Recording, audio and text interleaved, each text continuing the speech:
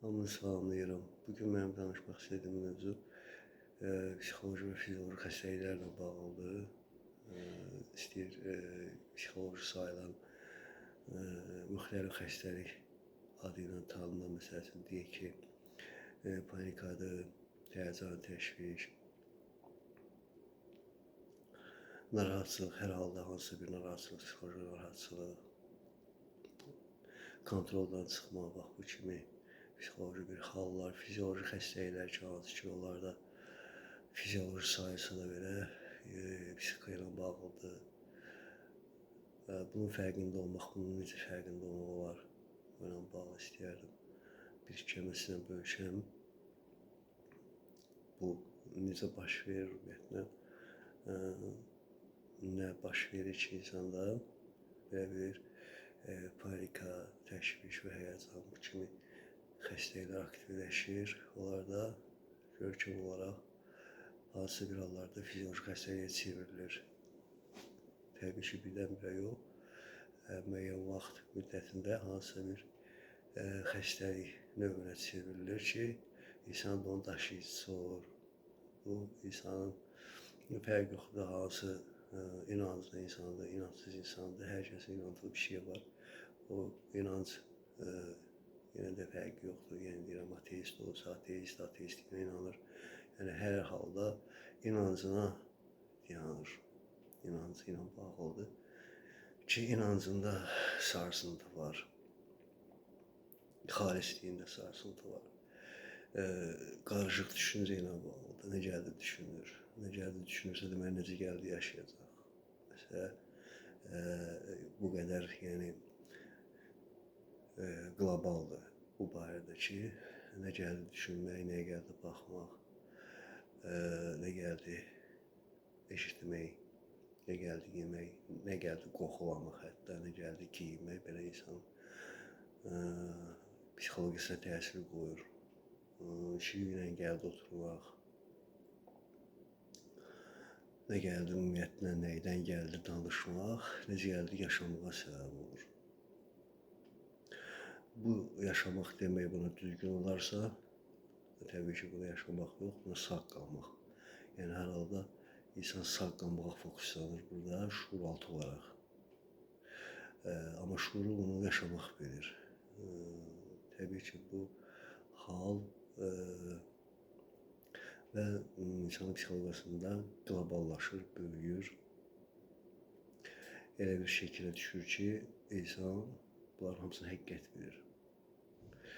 Buna özünü aldatmaq deyirlər. Bu özünü, belə bir insan özünü aldatmaqla məşğul olur. Bu şuurda belə düşünə bilmir. Təbii ki, şuuraltı belə bir proses gedir. Bu keçmiş yaşanmışlıq, təcrübələr ki var, şuuraltıya toplanmış. Şuuraltı özü pozitiv və möhtəşəm bir varlıqdır. Ora yüklənən informasiyalar yaşanmışlıqla əlaqəli olaraq negativ ola bilir ki, bir çox hallarda da ki, negativdir ki, onun əsasında insan hərəkətdə olur, onun əsasında düşünür, onun əsasında yaşayır, ailə qurur, onun əsasında hər halda hansısa bir işlə, peşə ilə məşğuldursa, onunla hərəkətdə olur. Tam hər bir hərəkəti şuuraltı edir. Şuuraltı eləmək, bu işləri görmək normaldır o yerdə ki, şuuraltı gərək dərk eləmə potensial insanda olsun ki, elədiyi işlər, gördüyü bir iş, yaşadığı bir mühit, onu qane edə bilsin, gərək fərqində olsun. Bu fərqindəlik ki var, bu fərqindəlik də təbii ki, insanda oyatmaqda ötürü insan ya gərək özü hansısa bir elmi dərəcə çatsın, ya gərək bir müdür ki, insanların ünsiyyətli olsun ki, özünü kəşf edə bilsin ki, belə bir negativ enerji potoku ki var, dalğası ki var, bu dalğaya düşməsin. Dalğa elə bir dalğadır ki, dalğa elə bildiyimiz dalğadır, yəni müxtəlif istiqamətlərdə dəyişəndir.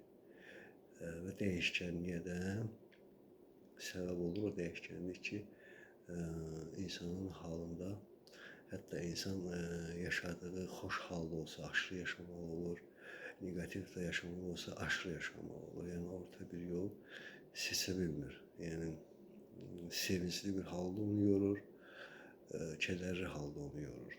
Çünki aşırıdır, maksimum hətta bunu yaşamağa fokusludur. Çünki keçmiş yaşanmışlığında bir yaşanmamışlıq var. Belə bir informasiya var şuur altında ki, bu maksimum şeyləri yaşama, mütləq yaşamalıdır ki, belə bir beyninə, şuuruna, şuur altına belə bir informasiya gəlir. O informasiya əsasında hərəkətli olur. Və bir çox hallarda da uğursuz olur bu. İnsan varlıq olaraq möhtəşəm bir varlıqdır. Kəşf olunursa da kəşf olunur və kəşf olunması da nə qədər kəşf olunsa da kəşf olunub bitmir, tükənmir. Çox böyük bir möhtəşəm bir potensiallar var. Bu potensiallar ki, insanın